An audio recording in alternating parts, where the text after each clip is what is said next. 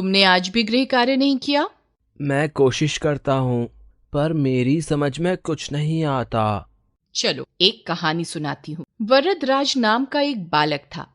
उसके पिता चाहते थे कि वरदराज पढ़ लिख कर विद्वान बने। उन्होंने उसे गुरु के पास पढ़ने के लिए आश्रम भेज दिया। वरदराज का पढ़ने लिखने में जरा भी मन नहीं लगता था। गुरुजी अन्य शिष्यों के साथ उसे पढ़ाते, पर उसकी समझ में कुछ नहीं आता था। वह गुरुजी द्वारा सिखाया पाठ याद करने का प्रयास करता, पर उसे पाठ याद ही नहीं होता था। गुरुजी उसे समझाते, वरदराज, मेरी बातें ध्यान से सुना करो और उन्हें याद रखा करो। वरदराज चुपचाप गुरुजी की बातें सुनता रहता। वह एक ही कक्षा में कई बार अनुत्तीर्ण हुआ। दूसरे शिष्य उसका मजाक उड़ाते। वरदराज को लगा कि पढ़ाई लिखाई उसके वश की बात नहीं है।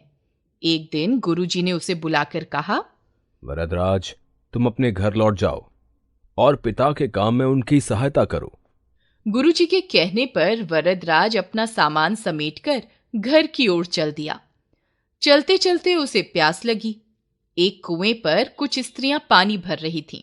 वरदराज ने उनसे पानी पिलाने को कहा। तभी उसका ध्यान कुएं की मुंडेर पर बने निशान की ओर गया। उसने एक स्त्री से पूछा।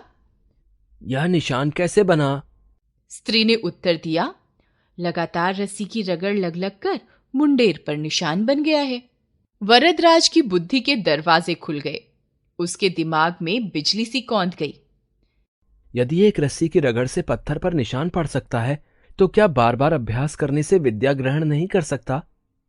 ऐसा सोचकर वह आश्रम की ओर लौट पड़ा।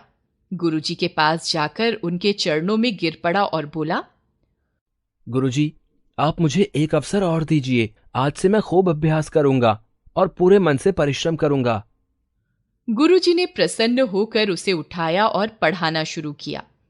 वरदराज ने पूरा ध्यान सीखने में लगा दिया। आगे चलकर वरदराज एक महान विद्वान बना और उसने कई संस्कृत ग्रंथों की रचना की। शिक्षा, अभ्यास द्वारा कार्य में सफलता अवश्य प्राप्त की जा सकती है। मैम, वरदराज की तरह मैं भी खूब अभ्यास करूंगा और सब सीखूंगा।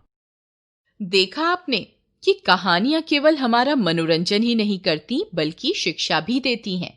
कहानी हमारी भाषाई कुशलता के विकास का एक मुख्य साधन है। यह हमारी कल्पना शक्ति को विकसित करके हमारे शब्द भंडार को बढ़ाती है। अतः छात्रों को अभ्यास के द्वारा अपने भीतर कहानी लिखने की योग्यता विकसित करनी चाहिए। कहानी लेखन का अभ्यास अनेक प्रकार से कराया जा सकता है। चित्र संकेत द्वारा कहानी लिखना। बच्चों को एक या अधिक चित्र दिखाकर उनसे चित्र पर आधारित कहानी लिखने को कहा जाता है। एक से अधिक चित्रों द्वारा संकेत देने से बच्चे कहानी को क्रम से समझकर लिखते हैं। आगे चलकर केवल एक चित्र देखकर कहानी लिखवाई जाती है। इसमें बच्चों को कल्पना के घोड़े दौड़ाने का अधिक अवसर मिलता है। दिए गए संकेत बिंदुओं के आधार पर कहानी लिखना। बच्चों को कहानी की संक्षिप्त रूपरेखा दी जाती है, जिसे वे अपनी भाषा में पूरी कहानी का रूप देते हैं। किसी शिक्षा या मुहावरे या लोकोक्ति के आधार पर कहानी लिखना। आइए चित्रों को देखिए, समझिए और कहानी लिखिए। किसी गांव में एक किसान अपनी पत्नी और नन्हे बच्चे के साथ रहता था। वे बहुत खुश थे। एक दिन किसान एक नेवला घर ले आया। किसान की पत्नी पहले तो थोड़ा गुस्सा हुई कि नेवला कहीं नन्हे बच्चे को नुकसान न पहुंचाए, किंतु बाद में मान गई। उसके बच्चे को साथी जो मिल गया था। नेवला बच्चे का ध्यान रखता था। एक दिन किसान खेत पर गया हुआ था। उसकी पत्नी को बाजार से सामान लाना था। वह बच्चे को नेवले के साथ छोड़कर बाजार चली गई। बच्चा नेवले के साथ खेल रहा था, तभी वहां एक सांप आ गया। नेवले ने देख लिया। इससे पहले कि सांप बच्चे के पास पहुंचे, नेवला उस पर झपट पड़ा और कुछ ही क्षणों में सांप को मार डाला। किसान की पत्नी बाजार से लौटी तो दरवाजे पर ही उसे नेवला मिल गया। उसके मुंह पर खून लगा हुआ था। किसान की पत्नी ने सोचा कि इसने मेरे बच्चे को काट लिया है। उसने आव देखा न ताव सामान से भरा थैला नेवले पर दे मारा। वह भागी भागी भीतर गई तो देखा कि बच्चा तो आराम से खेल रहा है, कुछ ही दूरी पर सांप मरा पड़ा है।